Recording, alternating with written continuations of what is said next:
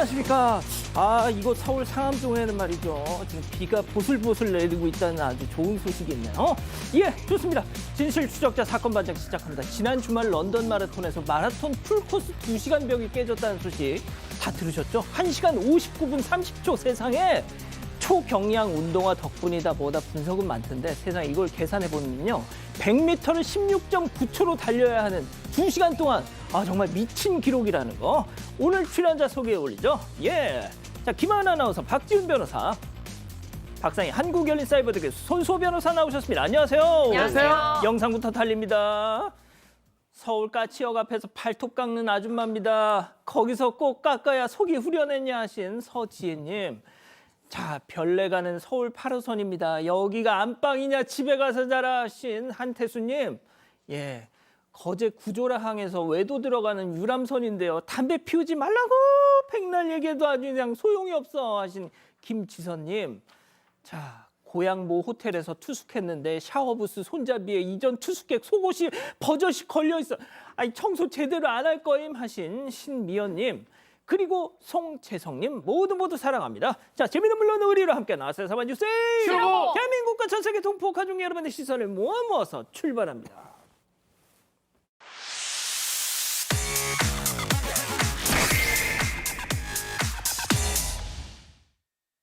첫 번째 가볼까요? 예, 축복 대신 쏟아진 셔터입니다. 자, 지난주 결혼한 그룹 2PM 멤버 옥태견 씨, 배우이기도 하죠. 자, 비공개 결혼식이었다는데 비공개가 아니게 됐어요. 네, 맞습니다. 이 옥태견 씨 지난 24일 서울의 한 호텔에서 결혼식을 올렸는데요. 비연예인인 신부를 배려해서 가족 또 가까운 지인들만 초대해 비공개 예식을 치렀는데 예식 직후에 결혼식 현장 사진이 퍼졌습니다. 중국 SNS와 온라인 커뮤니티에 신부 얼굴이 그대로 담긴 사진들이 유포된 건데요.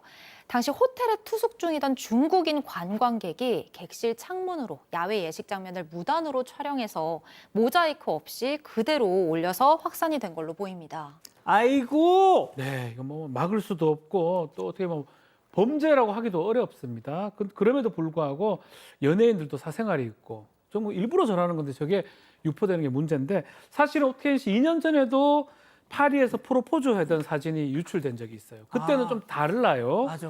사진 작가가 야, 이 유명한지 몰랐다 이 사람 이 정도. 그래서 그 비공개로 올렸다가 이게 난리가 났었던 상황이고요.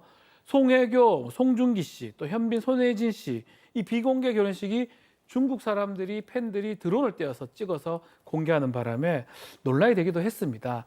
사실은 유명인인데 그럼에도 불구하고 사생활 노출 이런 것들이 좀 덜 돼야 되지 않겠나라고 비판이 되는 상황입니다. 그러니까요. 좋습니다. 다음 이어가죠. 면전에 대고 막말입니다. 자, 야시장을 찾아 음식을 기다리는 중에 목격한 충격적인 상황 제보 영상 만나보시죠. 양이 너무 작은 거 아니에요? 이 집은 모자 잡고 가야 돼요. 안 그래? 아이고 봐봐, 푸짐하잖아.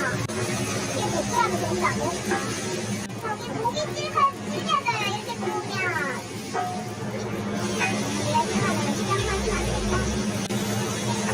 시장만 너무 싹싹싹싹. 아니, 면전에 대고 이렇게 말한다고요? 그렇죠. 너무 경우가 없는데 지난 19일 경주의 한 야시장에서 있었던 일입니다. 당시 12,000원에 총 4가지 음식을 골라서 도시락에 담아 먹을 수 있는 쿠폰을 제보자가 구매를 했고 한 노점을 찾아서 스테이크를 주문하고 기다리고 있었다고 해요. 그러다가 옆에서 한 남녀가 그 스테이크 집에 찾아와가지고 또 주문을 했는데 상인이 고기 굽는 모습을 보면서 면전에다 대고 고기 양이 너무 적다. 그렇게 구우면 고기 질기다. 시장에서 장사하면 안 되겠다. 이런 막말을 쏟아냈다고 합니다. 저도 처음에 보고 저게 100g이 되나 갸웃거리긴 했지만 자, 보시면은 12,000원에 4가지 그 도시락 그중에 그러니까 3,000원어치예요, 저게. 그러니까요. 뭐 제가 보기에는 3,000원어치 4가지 음식 중에 하나면 괜찮지 않을까 싶은데 이 제보자에 따르면 저 해당 상인이 외국인이었대요. 그래서 저 여자가 면전에다 저렇게 하는 얘기를 듣고 손을 벌벌벌 떨면서 긴장을 했다고 합니다.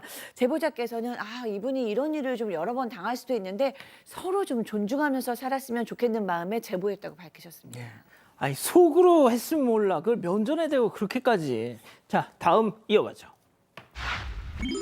내일 빼드릴게요. 자, 외출 후에 돌아온 집 앞에서 목격한 황당한 상황 제보 영상 만나보시죠. 자, 골목길을 통째로 꽉 막고 있는 저 SUV. 자, 불법 주차 금지 구역 안내문은 무시한 채 빌라 주차장 입구까지 턱 들어맞고 떠난 차주입니다. 자, 무슨 말 못할 사정이라도 있었나 싶어서 전화를 걸었더니 아, 차주분이세요? 네, 아니, 차 좀 빼주세요. 주차해야 돼가지고. 네, 그 내일 빼드릴게요. 내일이요? 네, 아, 그 자리를 못 들어가면 어떻게? 저도 지금 거기를 자리를 못 가서 술 먹고 있어요. 이태원에서. 내일 이태원? 이게 여기 어디냐면 관악구 신림동입니다. 이태원하고는 좋게 1시간 정도 걸릴 수도 있어요. 막히면 상당히 거리가 멀죠. 이 제보자는 오후 4시에 이제 빌라에 왔는데 주차를 하려고 보니까 빌라 입구에 골목에 이렇게 SUV 차량이 떡하니 불법 주차가 되어 있는 겁니다. 당연히 빼달라고 요청을 해가 전화를 하는데 편안하게 얘기합니다. 이태원에 술 먹고 있는데요. 내일 빼줄게요. 납득이 어렵죠. 내일 이태원? 자, 경찰에 신고를 했습니다. 그런데 경찰은 이거는 구청에 연락해야 되는 건이다라고 답을 했고요. 또 구청에 신고를 했더니 오늘 견인을 못 하겠다. 왜냐? 견인업체가 쉬는 날이다. 그래서 견인은 못하고 직원이 현장에 와서 과태료만 부과했습니다. 그리고 결국 이 제보자는 주차를 못한 거잖아요. 예. 이곳이 아니라 다른 곳에 이제 임시로 잠시 주차를 했는데 밤새 이 SUV가 그 자리에 있었다고 합니다. 세상에. 그런데 다음날 아침 7시 전에 가봤더니 예. 그땐 사라져 있었다. 그런데 정말로 이태원에서 술을 마시고 있었다면 아침 7시에 술이 깨진 않았을 것 같거든요. 맞다. 네, 그러면 대리운전을 한 건지 아니면 본인이 직접 음주운전을 한 건지 이것도 개인적으로 좀 궁금합니다. 역시 변호사 좋습니다. 자, 마지막 사연으로 가보죠. 장례 후 여행이 죄. 자, 집단지성의 판단을 받아보고 싶으시다면서 제보해 주신 사연 들어보시죠. 안녕하세요. 저는 결혼 10년 차 40대 여성입니다. 남편에겐 남동생이 있는데요. 1년 전 동서 친정아버지께서 돌아가신 날이었어요. 장례식이 지방에서 치러지는지라 저와 남편은 휴가를 낸 뒤 아이들과 함께 내려갔습니다. 조문도 잘 드리고 조의금도 넉넉히 넣고 왔는데요. 그런데 마침 발인 다음 날이 저희 딸 생일이라서 지방까지 온 김에 근처 여행도 좀 하고 다음 날 올라가기로 했어요. 오랜만에 여가를 즐긴 뒤 가족여행 사진을 SNS에 올렸는데요. 몇 시간 뒤 깜짝 놀랄 일이 일어났습니다. 어머, 이게 뭐야? 이게 뭐야? 여보, 왜? 이거 봐봐. 어? 세상 슬픈 척 하더니 여행 가려고 조문 온 건가? 소름 끼친다. 이게 뭔 말이고 이거야? 아니, 이거 왜 가노 이거? 동서가 앵스타에 지금 올린 건데 이거 우리 저격하는 거 아니야? 이거 우리 얘기 맞는 것 같은데? 우리 얘기했잖아 이거. 그러니까 우리가 조문 갔다가 지금 여행 갔다고 이러는 거잖아. 이게 뭐고 이게? 놀란 마음을 가라앉히기도 전 동서의 두 번째 글도 보게 됐는데요. 거기엔 입에 담지 못할 욕설까지 적혀 있었습니다. 그걸 보자 너무 화가 나서 동서에게 한마디 하려다가 그냥 앞으로 안 보고 살자 마음을 정리했는데요. 괜히 저 때문에 남편 형제 사이가 멀어진 것 같아 미안한 마음도 들지만 아무리 생각해도 이해가 되지 않습니다. 아니, 저희가 이렇게까지 욕을 먹을 일인가요? 자, 기다리고 기다리셨던 부처 핸즈업타임 6,000일 분의 우리 가족 여러분들 채팅창에 OX로 함께 참여해 보시죠. 먼저 동서입니다. 두 사람 혹시 소시오패스세요? 동생네 부부는 바로 옆에서 상 치르고 있는데 뭐 내려온 김에 가족여행? 아니 할 거면 조용히나 하고 갈 것이지 SNS에 자랑질은 또 뭐야. 진짜 미쳤어 당신들. 동그라미. 좋습니다. 자, 다음 사연자 형님이에요. 야, 뭐 말 다 했어? 휴가까지 내고 가서 사람 도리 할 거 다 했는데 가족여행 좀 했다고 소시오패스? 야, 자기 빈소에서 육개장 먹는 사람들 속으로 욕했겠다. 남 빈소 와서 밥 먹는다고? 야, 너가 정신 차려, X. 이게 어떻게 보니까 좀 남녀 이 성대결이 됐는데. 자, 일단 손 변호사님부터요. 네, 멀리까지 가서 이제 위로하고 그리고 함께 슬픔을 나눈 것만으로도 이미 충분히 할 일은 다 한 것 같습니다. 그리고 그렇게 하지 않는 경우에 비해서는 무조건 다 잘해준 거거든요. 그리고 또 하나, 글쎄요, 뭐 다 모든 가족마다 다 사정이 다 다르겠지만 그렇게 가까운 사이인가? 라는 생각도 조금은 들긴 해요. 뭐 이런 생각을 하면 이게 잘못했다고 지적을 받을 수도 있겠습니다만 예전과 좀 달라졌거든요. 그래서 이 정도면 할 거 다 한 거 아니냐. 그리고 아무리 서운해도 또 약간 상을 치면서 좀 흥분한 상태라 하더라도 이렇게 욕설을 하는 건 좀 받아들이기 좀 쉽지 않네요. 박 변호사님. 동서의 친정 어머니거든요. 조금 멀죠, 사실은. 인척 관계도 아니고. 간 걸로 저는 목적을 달성했다. 다만 그런 부분 아쉬워요. 이걸 왜 올립니까, SNS에? SNS가 참 이럴 때는 정말 나쁩니다. 뭐 갔다 와서 그 문제는 없는데 저걸 자랑하는 것처럼 보이기 때문에 아마 비판을 하는데 뭐 그러면서 또 욕설이 들어오는 것도 안 맞아요. 근데 특정은 또 안 했잖아요. 애매하게 적었잖아요. 하여튼 간에 기분이 안 좋습니다. 자, 교수님. 네, 이 동서가 뭐 욕설까지 한 거는 사실 저도 잘못했다고 생각을 하는데 동서의 마음은 이해가 될 것 같아요. 친정엄마의 사망이에요. 네, 그러면 이 딸의 마음은 무너지는 겁니다. 뭐 세상 제일 슬퍼요. 그런데 그래도 가족인데 일단 와서 고맙고 같이 있었고 여행 가는 것까지도 뭐 아이들까지 같이 왔었고 먼 길이니까 여행 가는 것까지도 이해를 할 수 있을 같아요. 근데 그게 사진이 올라오고 여기는 어머니 이제 장지로 가거나 화장을 했는데 그게 딱 날짜가 겹쳤잖아요. 그러면 저는 친구라도 서운할 수 있다. 이거는 친정어머니의 사망이라는 걸 좀 기억할 필요가 있습니다. 자, 우리 가족 여러분들 막 많은 말씀 주십니다. 네, 사실 반반이에요. 오. 차라리 상중인 만큼 사진을 올리는 건 자제했어야 됐다라고 말씀 주신 민들레올 씨님을 비롯해서 그런 분들도 많고 어떤 분들은 조문 온 걸 차라리 고맙게 여겨야지 뭘 하든 그럼 계속 슬퍼할 수는 없지 않느냐라는 말씀도 주셨어요. 그 와중에 JH님 SNS를 없애버려야 합니다라고 말씀 주셨습니다. 예, 좋습니다. 자, 제보 메일, 제보 카톡 마구 연락 주시고요. 금방 옵니다. 채널 고정, 리모컨 돈 터치. 채우면 빠지고 채우면 빠지고 일회용 에너지들은 금세 빠지죠. 그래서 필요한 건 쌓이는 에너지. 쌓일수록 힘이 되는 에너지. Everytime. 가정의 달 선물은 정관장으로. 마침내 새로운 블랙라벨을 마주할 순간입니다. 스테이크의 새로운 세계. 블랙라벨 시즐링 스테이크. 아웃백. 남자 피부 면도기가 문제였어. 바꿔봐. 슬릭으로 부드럽게 밀어붙이는 극단적 얇은 날. 느껴봐. 완벽한 피부결.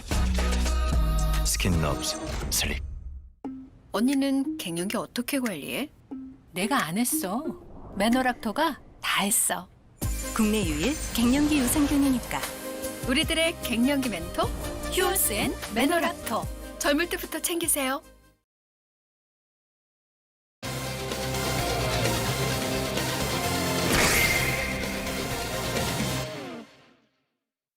복지부 지정 재활병원에서 병실 가습기에 락스가 들어가는 사고가 발생했다는 제보가 들어왔습니다. 입원 중이던 아버지가 폐렴 진단을 받은 가운데 병원 측은 책임을 회피하고 있다는 주장입니다. 무슨 일이 있었던 건지 알아봅니다. 자, 60대 아버지가 재활병원 입원했다가 도리어 더 큰 사고를 겪었다는 제보인데요. 체크포인트 짚어보죠. 락스 가습기? 자, 이 제보자와 당시 의사와의 통화 내용 직접 들어보시죠. 여기 재활병원인데요. 네네. 조금 당황스러운 말씀을 드리겠어요. 환자분이 좀 숨 쉬는 거 있어서 네. 가습을 좀 하려고 안에 물 같은 게 다 있잖아요. 거기 피부부 쪽에. 근데 이제 간병인 분이 그게 색깔이 이상해서 확인을 해보니까 네. 그게 락스를 섞은 물을 거기다 놔둔 것 같아요. 이분 말씀으로 자기가 가른 적이 없다. 원래부터 이랬을 거다라고 말씀을 하세요. 네네. 근데 락스라는 거 어떻게 네. 아신 거예요? 일단은 색깔이 좀 약간 느리끼리 했대요. 보고 냄새 맡아보니까 락스인 것 같다고 판단하고 버렸다고 하더라고요. 자, 병원 가습기에 락스라고요? 네, 좀 놀랍습니다. 네. 따님인 제보자에 따르면 60대 아버님께서 작년 10월에 뇌출혈로 쓰러지셨어요. 그래서 종합병원에서 치료를 받다가 올해 1월에 경기도 광주에 있는 한 재활병원으로 전원을 하게 됩니다. 그런데 아버지께서는 거동이 어려우시고 목에 구멍을 뚫는 기관 절제 수술을 하신 상태예요. 그래서 병원에 이제 있었는데 병원 모서리에는 가습기가 있었습니다. 뭐 당연하죠. 환자가 있으니까 가습기를 주시겠죠. 그리고 간호사들이 수시로 멸균 증류수를 보충해 주었습니다. 그런데 지금 저희가 들었듯이 병원에서 연락이 왔어요. 병실 가습기에 누가 락스를 넣은 걸 확인했다라는 거예요. 그러니까 제보자에 따르면 이 아버지께서는 무려 30시간 락스가 들어간 가습기를 들이마신 것으로 확인이 된다는 거예요. 그런데 이날 있었던 강병인이 뭔가 자꾸만 병실에 락스 냄새가 나는 것 같고 증류수 색깔도 좀 이상하다. 간호사한테 좀 확인을 부탁한다라고 얘기를 하고 간호사가 보니까 가습기 안에 락스가 들어있었던 겁니다. 세상에 환자 머리맡에 바로 있는 가습기에 근데 이제 우리가 가습기 살균제 그 사건만 생각하면 그냥 덜컥 내려앉잖아요. 그렇죠. 사실 이게 호흡기에 직접적으로 영향을 주기 때문에 되게 민감한 부분인데 이 제보자에 따르면 병원 측에서 다른 환자나 간병인의 소행으로 보인다라면서 책임을 회피했다고 합니다. 하지만 알아보니까 진상은 달랐는데요. 락스를 가습기에 넣은 사람 바로 야간 근무 간호사였다고 합니다. 아이고야. 애초에 가습기에 증류수를 넣는 업무 자체를 간호사만 할 수 있다고 해요. 자, 그럼 락스가 왜 거기 있었냐? 예. 알고 보니까 사고 며칠 전에 그만둔 간병인이 오염물을 좀 세척하기 위해서 락스를 가지고 와서 다 쓴 증류수 통에 옮겨 담고 환자 침대 및 선반에 보관을 했었다고 합니다. 이를 그만두면서 이 통을 버리지도 않고 새로운 간병인한테도 알려주지 않아서 지금 이 사달이 난 거예요. 이걸 몰랐던 간호사는 증류수인 줄 알고 이걸 가습기에 넣었던 건데요. 다만 증류수병에 담겨있던 락스, 노란빛을 띠고 있었는데요. 실제 시판용 락스가 이렇게 비슷한 노란색을 띠거든요. 지금 잘 보시면 약간 노란빛을 띠고 있어요. 다 알죠. 청소해 보시면. 그렇죠. 증류수의 경우에는 무색 투명하기 때문에 사실 확실히 다른 모습이긴 합니다. 그런데도 락스의 색과 냄새를 알아채지 못했다는 점, 그건 좀 짚고 넘어가야 될 것 같고요. 게다가 대부분 병원에서는 증류수병에 이 개봉 날짜, 언제 열었는지 그리고 시간을 써놓고 24시간 안에 이걸 사용하고 폐기를 하도록 그게 원칙으로 되어 있다고 합니다. 그런데 이런 관리가 좀 제대로 이뤄지지 않았던 모양입니다. 병원 측에서는 새벽이라서 간호사가 몰랐던 것 같다 이렇게 입장을 전해왔다고 해요. 뭐 색깔도 색깔이지만 그 냄새가 락스 냄새 막 확 나는 거 알잖아요. 납득이 안 되는데 일단은 락스 호흡기에 들어가면 치명적이고요. 피부 접촉돼도 안 됩니다. 지금 이 아버님이 최소 30시간 동안 그러니까요. 상당히 안 좋은데 제보자 주장이긴 한데요. 아버지가 입원할 때는 뭐 폐 상태에 아무런 문제가 없었는데 이 사건 발생 이후에 검사를 해보니까 폐렴 소견을 받았다고 해요. 아이고야. 주치의가 이렇게 얘기합니다. 열은 없는데 폐렴이 진행된 걸 보니까 화학적 손상이 있는 것 같다. 이렇게 주치의가 말을 했으니까 아무래도 이거는 결국은 락스에 의한 화학 손상을 추정할 수 있는 그런 부분이라고 합니다. 내시경을 좀 받아봐라 했지만 아버지 몸 상태가 내시경을 받을 수 있는 그런 상태도 아니고요. 이거 검사한다 하더라도 락스 때문에 폐렴인지 인과관계 입증이 사실 어렵기 때문에 그것도 못하는 상황이라고 합니다. 자, 이 제보자 가족분들은 사고 이후에 병원 측 반응에 더 좀 화가 나셨다고 합니다. 통화 내용 더 들어보시죠. 그리고 저희도 이걸 잘 처리하기 위해서 보험 적금도 해드리고 다 하는 건데 왜 아무것도 안 해주시면 이렇게까지 복잡하나요, 서류가? 맞습니다. 서류를 할 수가 없는 그 서류들만요. 관리하는 모든 면에서 어떻게 이런 병원이 보건복지부 지정을 받았는지 이해가 안 간다는 거예요.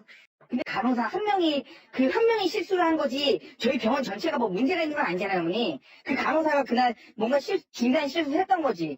아니면은 방법이 뭐 손해배상사를 이렇게 고용하셔서 하셔도 돼요. 자, 뭐 일단 제가 그 말씀을 그대로 한번 옮겨보죠. 간호사 한 명의 실수이지 병원 전체의 잘못은 아니다. 네, 그게 이 제보자가 병원 측에서 들은 말입니다. 사건 당시에 제보자 어머니의 경우에는 뇌경색 때문에 재활 치료를 받고 있었고요. 외동딸인 제보자 역시 임신 35주차 만삭 상태였다고 해요. 상황이 이렇다 보니까 이 변호사랑 상담을 했을 때 여러 가지 상황 봤을 때 병원과 합의를 하는데 집중을 하자, 이렇게 방향을 정하는 편을 택했다고 하고요. 처음에는 병원 측에서도 비교적 협조적으로 나왔다고 합니다. 그런데 시간이 지날수록 병원 측의 태도가 돌변했다고 하는데요. 이 병원, 제보자가 제시한 합의금을 줄 수 없다는 입장과 함께 우린 비영리 단체라서 보험 처리를 할 수밖에 없다, 선을 그었다고 하고요. 이 제보자가 관리 부실을 지적하니까 간호사 한 명이 실수한 거지 병원 전체가 문제 있는 건 아니지 않냐라고 이야기하면서 보상은 보험사에 문의를 하라고 했습니다. 또 제보자가 병원 측에 락스병 중요한 증거니까 꼭 보관해달라 이렇게 부탁을 했는데 얼마 뒤에 병원에서 제보자한테 말도 하지 않고 이 락스병을 폐기 처분했다고 합니다. 이 무엇보다 제보자 가습기에 락스를 넣은 간호사가 누군지 아직도 모른다고 합니다. 자, 그래서 저희가 해당 병원 측에 연락을 해봤죠. 그렇습니다. 병원은 이렇게 이야기했는데요. 아니 어떻게 이걸 헷갈릴 수 있느냐라는 질문에 대해서 당시 좀 저조도 환경이었다. 그러니까 좀 어두운 상황이었다. 그리고 아니 락스에 냄새가 나는데 이거 왜 몰랐냐라고 했더니 마스크를 착용하고 있어가지고 냄새를 느끼기 어려웠다. 결국은 어두워서 잘 안 보였고 마스크 때문에 냄새를 느끼지 못했다라고 답을 했습니다. 그리고 또 하나 좀 중요한 게 이 증거물인 락스통을 보관한다고 약속을 했다는 거예요. 근데 그 후에 실제로는 폐기를 했거든요. 이걸 왜 폐기했냐라고 물었더니 2주 동안 보존했는데 이게 색이 연두색으로 변색되고 이게 여러 가지 위험하다고 판단해서 폐기했다. 그래도 사진은 찍어놨다라는 답을 내놨고요.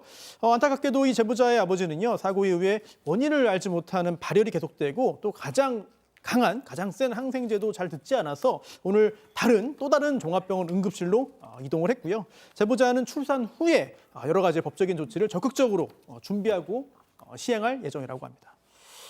예, 별일이 다 있네요. 첫 번째 사건 정리하고요. 두 번째 이어갑니다.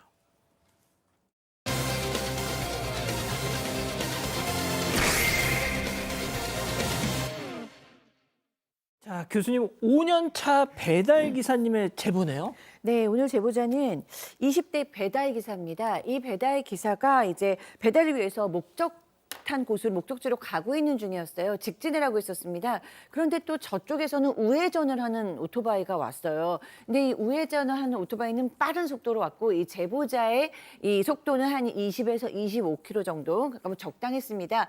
그래서 굉장히 위험하게 충돌을 할 뻔했지만 잘 비껴갔어요. 그래서 각자 이제 갈 곳으로 방향으로 갔습니다.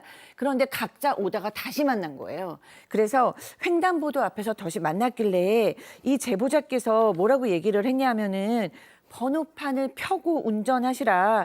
계속 접힌 상태로 그렇게 운전하면 위험하다. 접혔네요. 네, 이렇게 얘기를 했대요. 왜냐하면은 저 사람의 이 번호판이 적혀서 저렇게 접혔기 때문에 번호를 알 수가 없는 거예요. 그러면서 내가 이거 2, 3일째 봤는데 계속 이런 식으로 가면 신고하겠다라고 얘기하니까 상대 오토바이 운전자 번호판 접혀 있는 거 몰랐다. 신고를 왜 하냐? 애국자냐? 뭐 이런 식으로 따졌다고 합니다. 상대방 오토바이 운전자가 계속 욕설을 하길래 일단 자리를 피하셨대요. 그런데 오토바이 운전자 너 이리 와봐! 막 소리치면서 집요하게 쫓아왔다고 주장합니다. 체크포인트 짚어보죠. 찍지 마! 자, 바디캠 영상 직접 한번 보시죠. 야, 너 그거 아니 오토바이 배달하는 신고했어? 폭행까지 같이 신고해드릴게요. 네가 뭔데? 정말 너 뭐하는 거야 지금? 너 지금 뭐하는 아니 왜 그러는 거야? 야, 네가 뭔 생각을 해주시겠어요? 신고해. 기다리셔요. 경찰 올 때까지. 네가 뭔데 지금 친구하고 네가. 아이 배달하는 XX가 제발 직업 가지고는 저런 말 하지 마세요. 그러니까 그런 말은 진짜 왜 또 하는지 모르겠어요. 이 제보자의 주장이자 이 바디캠에 담긴 모습이었습니다. 신호가 바뀌어서 자리를 떠났는데 그 오토바이 운전자가 야, 이 XX야 너 일로 와봐 뒤질래라면서 계속 쫓아옵니다. 그러다가 하천변 도로 인근에서 신호가 걸려서 오토바이를 세웠는데 여기서부터 2차 상황이 벌어집니다. 욕설을 막 하니까 제보자가 오토바이에서 내려서 신고하겠다. 아까 이야기하는 거 보셨죠? 이 상대 오토바이 운전자, 오토바이 배달하는 땡땡이라고 외치면서 제보자를 밀칩니다. 계속 밀치니까 제보자도 옷을 잡았는데 그래도 계속 밀치면서 목을 조르기도 하고요. 아까 그 우당탕탕거리는 모습이 있었죠? 예. 옆쪽에 차가 오는 상황에서 차도로 밀기도 했다고 합니다. 이 제보자 접힌 번호판을 찍으려고 했는데 상대 오토바이 운전자가 막 팔까지 꺾고 필사적으로 막아서 제보자 휴대전화가 지금 저 빨간색 동그라미 안에 있는 게 휴대전화거든요. 저게 떨어졌었고 그런데 그 과정에서 상대 오토바이 운전자 접힌 번호판을 또 급하게 막 피려고 하더랍니다. 그게 참 황당했다고 해요. 아, 그 와중에 네, 어쨌든 주변에 신고 좀 해달라고 요청을 해서 신고가 들어갔고 경찰이 올 때까지 제보자가 접힌 번호판을 계속 찍으려고 했는데 상대 운전자는 계속 막으면서 밀치는 그 상황이 이어졌습니다. 자 경찰이 왔습니다. 네, 그런데 상대 운전자가 경찰이 오니까 말이 좀 바뀌었어요. 그러면서 나는 폭행한 적이 없다. 그리고 저쪽 상대방, 그러니까 제보자가 번호판 사진 찍으려고 해서 막다가 밀친 것뿐이다 라고 주장을 했습니다. 그러면서 이 자신의 헬멧을 가리키면서 오히려 제보자가 머리를 때렸고 먹살 잡았다라는 취지로 이야기를 한 겁니다. 그런데 사실 제보자에 따르면요, 이 번호판 꺾인 부분을 촬영한 다음에도 이 상대 운전자의 폭행이 계속됐고 이걸 막다가 언급거리를 이렇게 잡았는데 이걸 가지고 쌍방폭행으로 하는 건 너무 억울하다라면서 억울함을 호소했는데 하지만 현재 경찰은요. 이걸 쌍방폭행으로 보고 일단 양쪽 다 입건을 했습니다. 그래서 이틀 뒤에 이 제보자도 조사받으러 가야 되는 상황입니다. 자, 제가 말씀을 드릴게요. 저도 이제 오토바이를 타고 출퇴근을 하는 입장에서 번호판 저렇게 하는 건요.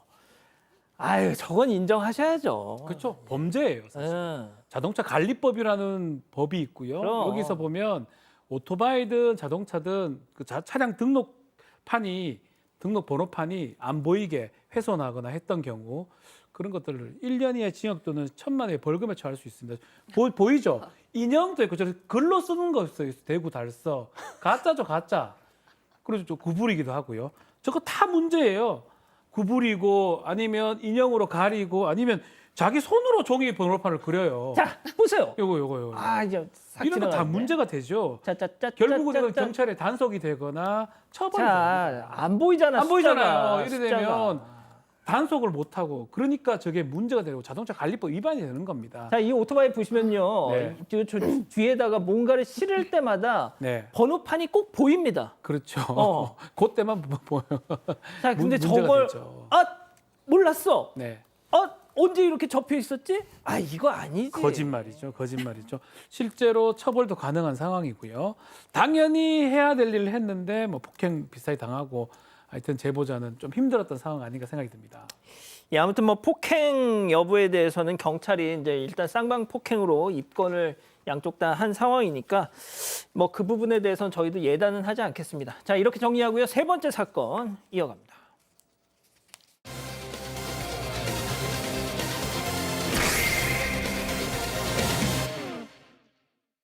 뇌경색 후유증을 앓고 있는 70대 아버지가 대형마트에서 폭행을 당했다는 제보가 들어왔습니다. 성추행을 당했다는 여성의 말에 동행한 남성이 폭행을 한 건데 CCTV에도 추행 장면은 없다는 주장입니다. 어떻게 된 일인지 알아봅니다.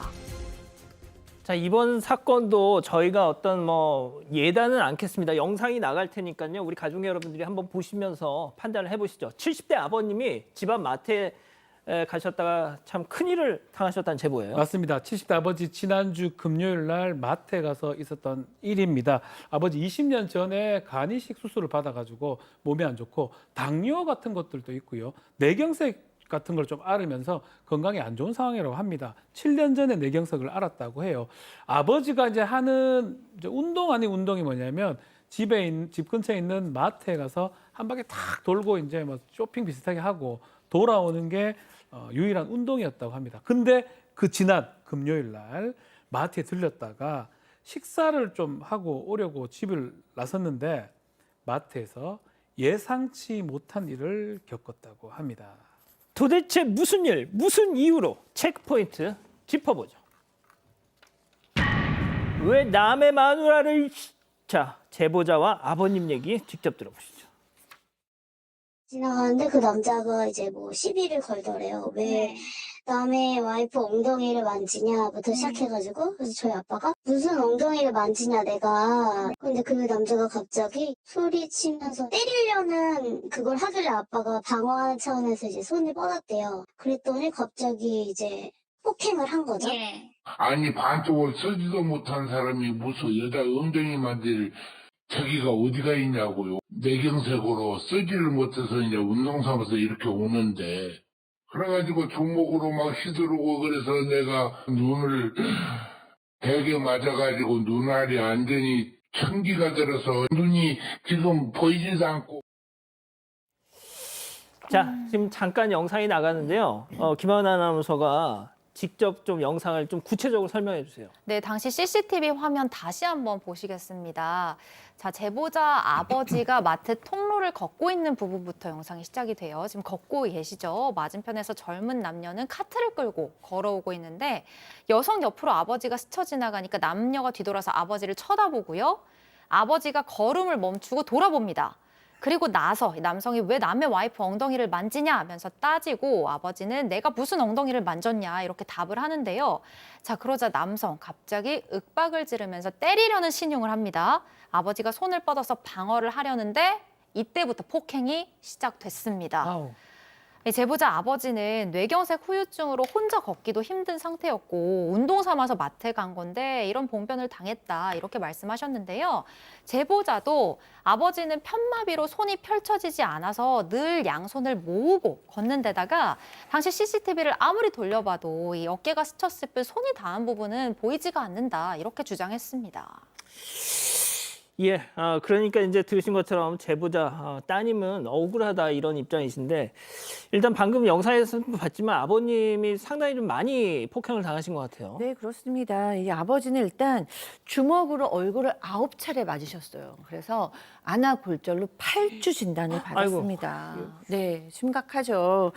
그런데 이제 문제는 원래 저희가 앞에도 얘기했지만 아버지가 당뇨 합병증 뭐 이런 기저질환을 갖고 있기 때문에 게다가 이제 신장 기능도 20%밖에 있을 수가 없어서 약을 거의 드실 수가 없다라는 거예요. 그런데다가 이 눈도 예전에 수술을 받으신 적이 있대요. 그래서 눈도 주사 치료를 받고 있는데 저렇게 눈을 집중 폭행 당한 겁니다.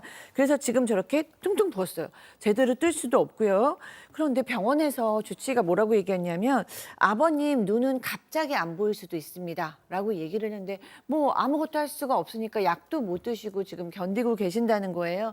그럴 뿐 아니라 이제 너무 충격을 받으셔서 나는 이제 밖에 나가면 안 되겠다. 또 맞을 수도 있으니까 집안에만 있어야겠다라고 얘기해서 너무 마음이 아프시다고 합니다.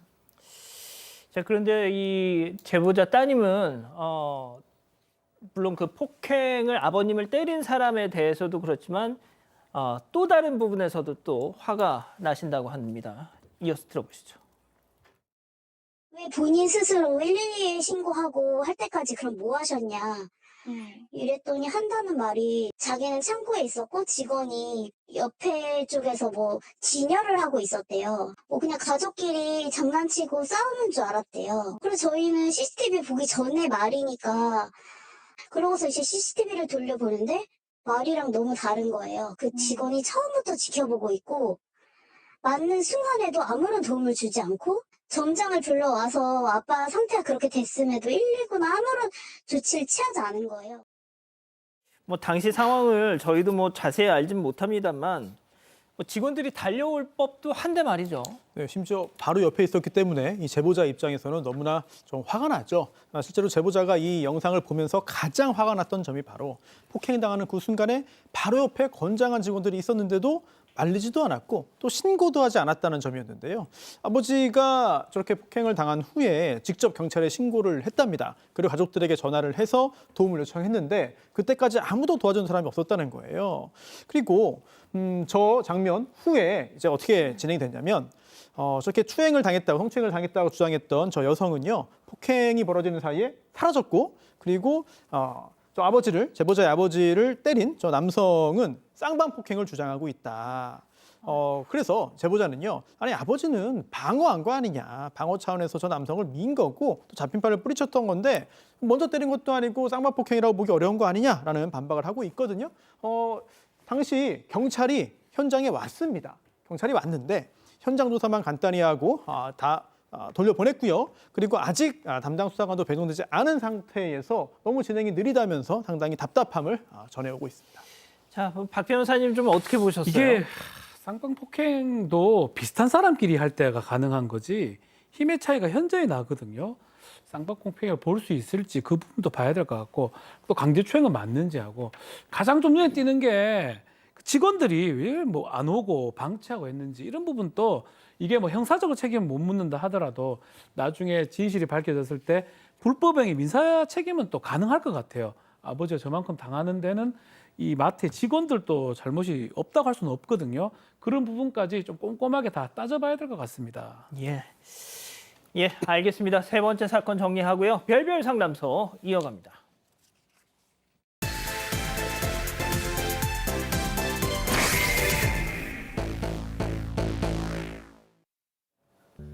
헝클어진 머리에 얼굴엔 멍이 든 오빠와 뭐가 불만인지 얼굴에 심술이 가득한 여동생.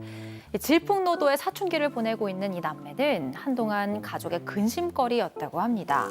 그런데 어느 날 남매가 할머니에게 생각지도 못한 충격적인 얘기를 듣고 그날 이후로 마음을 다잡게 됐다고 하는데요. 무슨 얘기를 들었길래 이렇게 변한 걸까요? 자, 방금 앞서 보신 이야기 속 남매 중에 여동생분이 저희한테 제보를 주신 건데 뭐 꽤 험난한 사춘기를 보내셨나 봐요. 그렇습니다. 일남 일녀입니다. 그러니까 오빠가 있었어요. 오빠가 있고 제보자가 이제 동생, 여동생인데 50대 중반입니다. 지금은. 그러니까 아주 예전 얘기인데요. 연년생인 오빠하고 많이 싸우면서 자랐다고 합니다. 그리고 말썽도 많이 부렸대요. 집안에서 축구하다가 전등 깨고 계단에서 밀어가지고 넘어져서 병원에 가고 그런 일들을 많이 했는데 그리고 또 학교에 들어가면서 조금 말썽을 좀 부렸나 봅니다. 오빠가 좀 친구들하고 많이 싸우기도 하고 그리고 또 이른바 좀 노는 친구들하고 함께 어울려 다니면서 방황도 했는데 제보자가 볼 땐 그랬다는 거예요. 그래서 엄마가 늘 학교에 불려다니고 선생님한테 죄송하다고 사과도 하고 그러면서 남매 몰래 이 어머니가 눈물을 흘리는 일도 많았다고 하는데요. 그런데도 엄마는 남매를 혼내기는커녕 오히려 계속해서 잘 달래기만 했답니다. 그런데 이걸 보다 못한 할머니가 이 남매를 불러다가 앉혀놓고 충격적인 말을 했습니다. 어떤요? 사실 이렇게 15년 넘게 남매를 잘 키워온 엄마가 친엄마가 아니다. 직접 낳은 게 아니라 새엄마였다. 이게 새엄마가 이런 얘기를 안 하고 조용히 키웠는데 보다 못한 할머니가 너희 이거 그만 좀 말썽 부려라. 새엄마가 이렇게 열심히 기르는데 너희들 왜 그러냐? 정신 차려라. 그만 속 썩여라. 라고 하는 말을 할머니가 처음으로 한 거죠. 아이고, 남매가 그걸 몰랐구나, 15년 동안. 네, 정말 단 한 번도 의심한 적이 없을 정도로 이 엄마는 남매에게 너무 끔찍한 엄마였던 거예요. 그러니까 친엄마께서는 제보자를 낳으시고 원래도 몸이 약하셨대요. 그래서 제보자가 아주 어렸을 때 바로 돌아가셨다고 합니다. 그리고 3년 정도 후에 아버지께서 재혼을 하셨는데 새엄마께서는 초혼이셨던 거예요. 당연히 아이도 낳을 수 있었지만 이 남매를 위해서 아이를 낳지 않으시고 이 아이들의 진정한 엄마가 돼주신 거예요. 그런데 이 남매가 둘 다 속을 썩인 거예요. 그래서 엄마가 굉장히 마음고생을 하셨잖아요. 어렸을 때 엄마께서 이제 막 동화를 읽으실 때 동화에 새엄마들 많이 나오잖아요. 맞아요, 계모. 그러면 새엄마가 꼭 이렇게 얘기하셨대요. 그런데 새엄마가 늘 나쁜 사람은 아니야. 이런 식으로 얘기를 하셨대요. 그때는 그게 무슨 말인지 몰랐는데 나중에야 그 의미를 알았다고 합니다. 친할머니 얘기를 듣고 깜짝 놀라서 이 남매 정신을 차렸다고 합니다. 세상에 콩쥐, 팥쥐, 신데렐라, 계모 얼마나 나와. 그런데 새엄마라고 꼭 나쁜 사람 아니다. 그땐 몰랐어. 그렇죠. 새엄마가 우리를 키워줬다. 알고 나서부터는 이 남매가 정말 감사히 여겼다고 합니다. 너무너무 고맙다. 우리 아무런 그거 없이 키워줘서 정신을 차렸다고 합니다. 근데 조금 문제가 있었다고 해요. 얘기를 들어보니까 엄마가 애 딸린 남자하고 결혼한다고 하니까 그 새엄마의 친정집하고 절연을 했다고 해요. 왕래가 거의 없었다고 합니다. 뭐 그냥 나가라 이제 그렇게 아마 얘기했던 것 같아요. 다만 이제 간혹 그 새엄마의 남동생이죠. 외삼촌이 해당하는데 남동생이 술을 마시고 찾아와서 돈을 달라고 요구했고 새엄마는 좀 속상해하면서 난처했다고 하는데 아버지가 따로 그 새엄마 남동생한테 몇 번 돈을 주기도 했는데 그렇게 돈을 주면 새엄마가 왜 그거 줬냐고 아버지하고 다투곤 했다고 합니다. 자, 정말 문제 없이 화목하게 지내셨어요. 자, 그런데 아버지가 먼저 돌아가셨고 이 남매는 큰 결단을 내렸답니다. 어떤 결단? 제보자 얘기 들어보시죠. 태어난지도 모르고 그냥 자랐고 아빠 돌아가시면서 이제 오빠가 우리 키워준 것도 감사하니 재산을 다 그냥 엄마 앞으로 해주자. 다 엄마 앞으로 해드렸어요. 뭐 바꿔야 되는 소파에다 뭐 텔레비도 사다가 해주고 뭐 진짜 맨날 거의 일주일에 두세 번씩 반찬해다 말르고 근데 엄청 진짜 지극정성을 했거든요. 그래도 새엄마라는 생각하지도 않고. 야, 그러니까 이분들도 진짜 친엄마처럼 그냥 지내신 거예요. 맞습니다. 어떻게 보면 진짜 친엄마 그 이상이었던 것 같아요. 이 새엄마 본인 남동생이 찾아오는 게 너무 신경 쓰여서 결국 이사를 결심하고 그 뒤로 친정이랑 아예 모든 소식을 끊고 지내셨다고 합니다. 그러다가 10년 전쯤 아버지가 치매로 한 3년 정도 많이 아프셨다고 하는데요. 그때 이제 새엄마가 아버지 돌아가실 때까지 간병을 또 지극정성으로 해주셨다고 합니다. 이 아버지가 마지막에 자식들은 다 못 알아봐도 새엄마는 알아보실 정도였다고 하니까 얼마나 정성이 가득 들어있었는지 아실 수 있겠죠. 그동안 키워주신 것도 너무 감사하고 아빠한테도 이렇게 한 걸 너무 잘 아니까 이 남매는 아버지가 돌아가신 뒤에 재산을 새엄마한테 다 드리기로 결심을 했습니다. 본인들, 그러니까 자식들 몫까지 전부 다 드렸어요. 이 제보자 말이 새엄마지 처음부터 지금까지 유일한 엄마였다 이렇게 말했습니다. 자, 지금까지 문제 없습니다, 교수님. 네, 새엄마는 아버지 돌아가시고 나서 시골로 내려가셔서 작게 농사를 지으셨어요. 근데 아무래도 혼자 계시다 보니까 걱정이 돼서 오빠도 그렇고 제보자도 그렇고 자주 찾아뵀다고 합니다. 좋아하는 반찬도 많이 사다 드렸고요. 가전제품도 바꿀 때는 탁탁 바꿔드렸어요. 그런데 어느 날 엄마하고 연락이 안 되는데 걱정되는데 계속 또 몇 시간째 연락이 안 되는 거예요. 그래서 뭔가 걱정돼가지고 갔습니다. 그랬더니 어머니께서 텃밭 위에 쓰러져 계시는 거예요. 바로 병원으로 옮겼습니다. 그러나 이미 돌아가셨어요. 나중에 유품을 정리하는데 보니까 오빠랑 제보자랑 모아서 드린 용돈이 그대로 남아있어서 그게 그렇게 마음이 아프셨다고 합니다. 자, 그런데 문제는 지금부터입니다. 제보자 얘기 직접 들어보시죠. 알고 보니까 저희가 이제 그 양자 입양이 안 돼 있어가지고 완전 남인 거예요. 근데 갑자기 돌아가셔서 남이 돼서 그게 엄마 이제 친정 식구들한테 넘어간다고 하더라고요. 진짜 저희 엄마 아빠가 정말 알죠. 저희 옛날 사람들 그렇잖아요. 안 먹고 안 쓰고 뭐 하고 싶은 거 있도 안 하고 그렇게 모이신 건지 저희가 아니까 그거를 정말 생판 모르는 그 남들이 다 가져가 쓴다고 생각하니까 가슴이 너무 아파가지고 남한테 그 알지도 못하는 사람한테 이 간다는 거 이거 정말 말이 너무 안 된다고 생각해요. 아이고 세상에 이런 일이 있었구나. 맞습니다. 그러니까 제보자의 아버지와 새엄마가 혼인신고를 한 부부인 건 맞았는데 새엄마가 남매를 입양하는 절차를 거치지 않아서 부모 자식의 관계가 아니었던 거예요. 제보자는 아마 아버지와 새엄마 모두 두 분이 혼인신고만 하면 자동으로 오빠랑 내가 두 분의 자녀가 되는 걸로 아셨던 것 같은데 그건 우리도 몰랐다, 마찬가지로 몰랐다 황당해하면서 새엄마의 재산, 오빠와 내가 아닌 생판 얼굴도 모르는 외가 식구들한테 상속이 된다는데 외삼촌은 이미 돌아가셨고 그 자식들이 상속받게 될 상황이다 이렇게 전하셨어요. 이 부모님이 피땀 흘려 일군 재산이 남에게 간다고 생각하니까 너무나 가슴이 아프고 속상해서 제보를 했다고 합니다. 박 변호사님 어떡하죠? 참 안타깝습니다. 이런 경우는 입양을 했었어야 돼요. 그러니까. 이 정도면 부모 자식 관계 거의 되잖아요. 근데 그런 절차를 거치지 않았으면 어떻게 되냐면 우리 아버지의 배우자일 뿐이에요. 새엄마는. 우리 엄마가 되는 게 아니고 우리 아버지의 배우자, 직계 존속의 배우자. 뭐 상속도 발생하지 않고요. 그것도 이게 해결되려면 뭐 유언이라도 해놨으면 문제가 없는데 유언도 지금 확인하기 어렵고 그 상속이 어렵기 때문에 결국은 엉뚱한 사람한테 상속이 될 가능성이 높습니다. 이거 방법이 없는 거네요. 좀 확인을 해봐야 돼요. 그런데 지금 제보자가 그러니까 외삼촌의 자녀들이 상속 포기하면은 우리가 받을 수 있는 거 아닙니까?라고 생각을 하는데 꼭 그렇지는 않습니다. 왜냐하면 그 다음 순서인 사촌인의 반개월 수도 있고요. 그리고 또 그게 없을 경우에는 또 국고로 귀속이 되거든요. 물론 국고 귀속되기 전에 다 수색 절차를 거쳐가지고 여기서 특별 연구자 부녀분이 있긴 합니다만 사실 그게 인정되기는 쉽지 않아 보입니다. 아이고 그렇군요. 자, 별별 상담소 이렇게 정리하고요. 글로벌 픽 이어갑니다.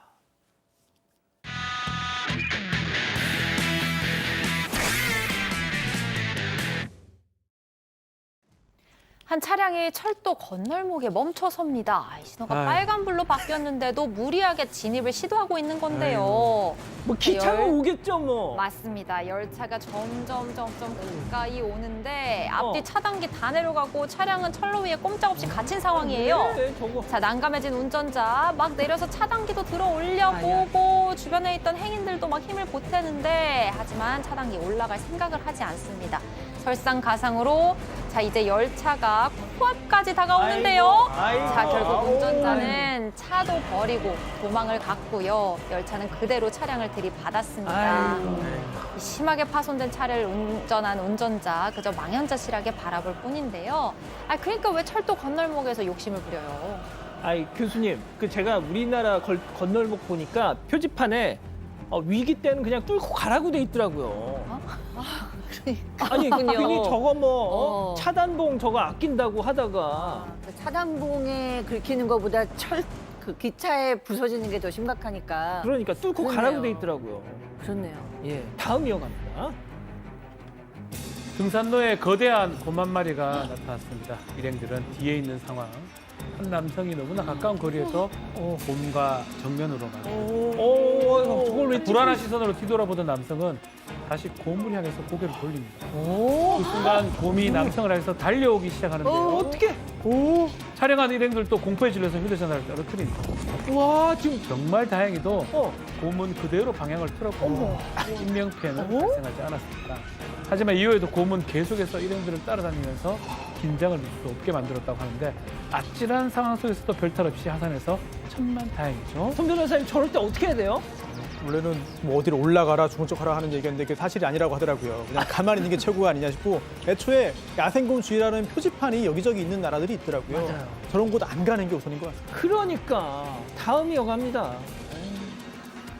에스컬레이터 위를 총총총 걷는 고양이, 하필 아래로 내려가는 에스컬레이터를 타는 바람에 제자리 걸음만 반복하는데요. 무언가 잘못됐다는 걸 알아차린 듯 자리에 멈춰 주변을 둘러봐요. 제 입장에선 천국의 계단이잖아 이거. 결국 폴짝 에스컬레이터 내린 고양이 잠시 고민하다 옆에 있는 에스컬레이터 앞에 서는데요. 얼떨히 바라보는 게 이거다! 그대로 올라서 훨씬 경쾌해진 발걸음 청청청 발을 옮기는데요. 만족스러운 듯 신나게 올라가는 뒷모습 제대로 된 방법을 터득했으니까 앞으로도 자주 애용하겠습니다. 야, 박 변호사님 제가 뭐라고 했을까요? 그렇다요! 근데 진짜 느낌이 올까? 이게 소용이 없는 짓이구나라는 게 느껴질까요? 무의미하다. 이거는 무의미하다. 저쪽이 맞는 것 같다. 이거 안 나는 게 고양이 참 대단하네요. 신기하네. 좋습니다. 사랑하는 사건 반장 가족 여러분, 저희는 내일도 41750 저녁 7시 50분에 다시 옵니다. 안녕히 계십시오.